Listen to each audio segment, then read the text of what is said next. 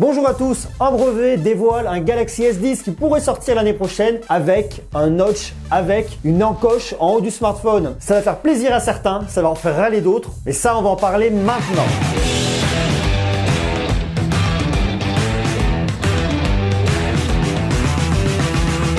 Alors un brevet, c'est jamais qu'un brevet, il faut tout relativiser, mais en tout cas, ce qu'on voit sur ce brevet, c'est très clairement un produit de Samsung avec une encoche en haut. Tous les clients de Samsung s'étaient dit l'encoche, ils vont pas l'avoir, on va vraiment réussir à passer outre. A priori, en 2019, ça ne serait pas le cas. Alors bon, pour l'instant, comme je vous le disais, on parle d'un brevet, donc rien n'est finalisé, rien n'est sûr, mais en attendant, ça sent bon l'encoche du côté de ces Samsung parce que ce qu'on voit très clairement, c'est un grand produit avec un grand écran bord à bord.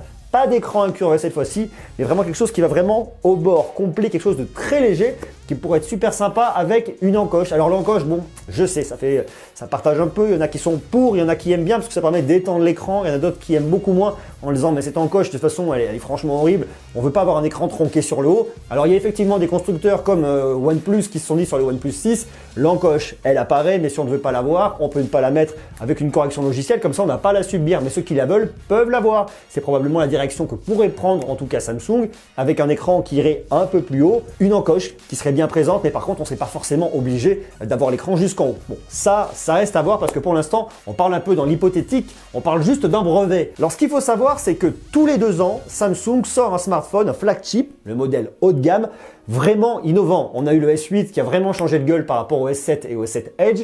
Et là, on a un S8 l'année dernière qui était vraiment super beau. Cet écran Infinity, ce côté incurvé, revu, visité, corrigé, amélioré. Ça dépend des goûts de chacun sur le S9 de cette année. En attendant, l'année prochaine, on devrait arriver sur le nouveau produit avec le renouveau et le produit un peu plus sexy qui devrait avoir les innovations plutôt fortes. Il y a une question légitime, on peut se dire, en 2019, est-ce qu'on va pas plutôt avoir les écrans pliables au niveau de ce Galaxy X qui va finir un jour ou l'autre par arriver? Est-ce que le Galaxy 10 ne serait pas en réalité le Galaxy X avec un écran pliable? A priori, ce qu'on voit sur ce brevet, c'est que ça ne serait pas le cas. En attendant, ce ne serait pas ce modèle, peut-être un autre modèle encore différent de la gamme Galaxy. Bon, ça, bien sûr, ça reste à voir. On va avancer doucement, prudemment. Puis dès que j'aurai des infos, je vous en reparlerai. Donc, n'hésitez pas à vous inscrire pour en savoir toujours plus. Mais c'est vrai qu'en 2019, on va avoir arrivé un tout nouveau modèle avec un nouveau design, un nouveau look, une nouvelle gueule et puis plein de nouvelles fonctionnalités. Et pour le coup, c'est vrai que l'idée de l'encoche, ça apporterait autre chose. Mais par contre, c'est pas le truc hyper innovant parce que c'est déjà vu sur l'Essential Phone et sur l'iPhone 10 en 2017. Si Samsung, 2 ans après, nous met une encoche, on aura l'impression qu'ils ont un petit train de retard. Bon, alors encoche, pas encoche, ça reste un peu à voir. D'ailleurs, dites-moi vous ce que vous en pensez. Est-ce que vous seriez pour que Samsung mette une encoche sur ces modèles de 2019? Est-ce que vous êtes fondamentalement contre? Est-ce que ça vous ferait aller chez Samsung ou est-ce que ça pourrait vous faire quitter la marque? Marquez-moi tout ça en bas en commentaire qu'on puisse en discuter ensemble. Ce qu'on voit sur ce brevet est très intéressant. On voit effectivement un grand écran avec une encoche, mais a priori pas de bord incurvé. Donc ça veut dire que l'écran Infinity, en tout cas avec le côté incurvé, pourrait disparaître, ou du moins une fois de plus, comme je viens de vous le dire, l'écran incurvé. Ce qu'on voit également, c'est la présence d'un port USB Type C, d'un port jack. Quelque chose qui m'interpelle, c'est qu'on voit qu'il y a effectivement 2 boutons sur le côté pour monter et baisser le volume, et un bouton de l'autre côté qui a priori serait le bouton on-off pour allumer et pour éteindre. Alors ce qui est un petit peu surprenant, c'est qu'il n'y ait pas de présence de bouton Bixby. Parce que Bixby, c'est l'intelligence artificielle de Samsung. Bixby va se développer de plus en plus. Sur le Note 9 à la fin de l'année, on devrait avoir un Bixby version 2.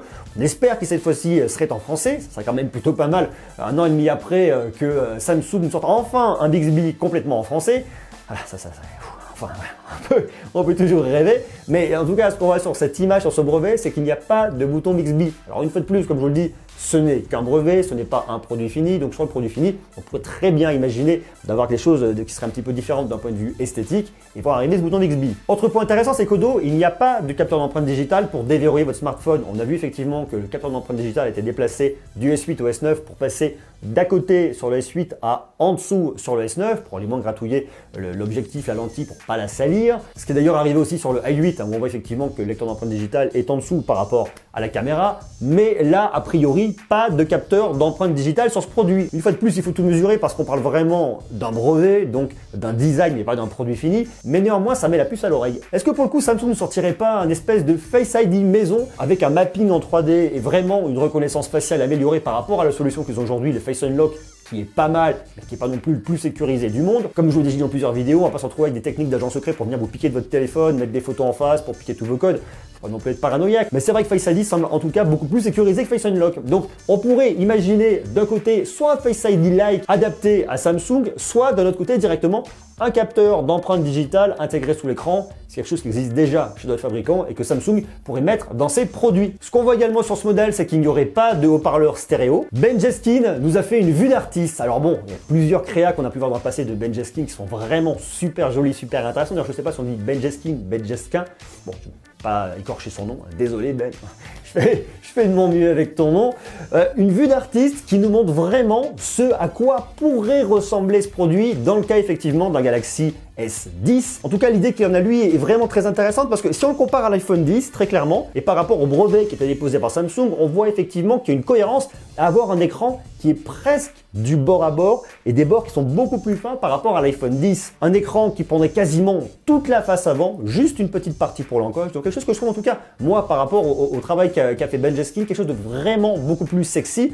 Et si on le compare même au Galaxy S9, un produit qui serait un peu plus compact et avec une taille d'écran toujours plus optimisée. On peut imaginer un écran 6 pouces ou équivalent avec un écran Super AMOLED, ça pourrait être vraiment très joli. Donc voilà un peu pour toutes ces infos. Alors comme je vous le disais, il faut quand même rester prudent parce que un brevet, ce n'est pas un produit fini, donc on ne sait pas à quoi ressemblera l'année prochaine en 2019 ce Samsung Galaxy 10. Est-ce qu'il aura une encoche? Est-ce qu'on pourra effectivement la moduler d'un point de vue logiciel? Est-ce qu'il y aura un bouton Bixby? Est-ce qu'il y aura des haut-parleurs stéréo? Est-ce qu'il y aura un lecteur d'empreinte digitale à l'arrière? Est-ce qu'on aura un déverrouillage directement sur l'écran, ou alors est-ce qu'on aura un Face ID? Voilà, il y a plein de choses qui restent en suspens, donc abonnez-vous parce que ça on va vraiment en parler, c'est vraiment des points qui sont super intéressants pour essayer de comprendre un peu et de voir la direction dans laquelle va Samsung avec ce nouveau produit, parce que de toute façon en 2019 ils vont forcément nous sortir un produit phare et un produit qui doit être toujours précurseur par rapport à la concurrence. Dites-moi tout ce que vous en pensez. Est-ce que ça pourrait vous intéresser? Est-ce que vous seriez séduit par une encoche sur un produit Samsung? Est-ce que pour vous, ça serait une nouvelle gamme qui pourrait arriver? Effectivement, il y a la gamme Galaxy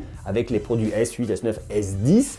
Est-ce qu'on serait encore dans autre chose? Marquez-moi tout ça, dites-moi ce que vous en pensez. Est-ce que vous êtes séduit par tout ça? Est-ce que vous pensez vraiment que les encoches, on ne pourra pas y couper, qu'on sera obligé à un moment ou à un autre d'avoir un produit avec une encoche? En attendant, ce qu'on voit très bien avec ce brevet, c'est que quoi qu'il se passe, l'encoche devient de plus en plus incontournable.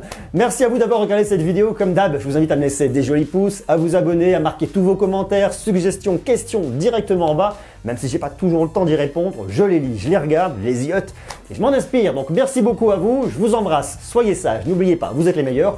Je vous donne rendez-vous très vite parce qu'il y a toujours du contenu, il y a plus d'actu, il y a plus d'infos, il y a des produits de TC, il y a plein de trucs, il y en a partout.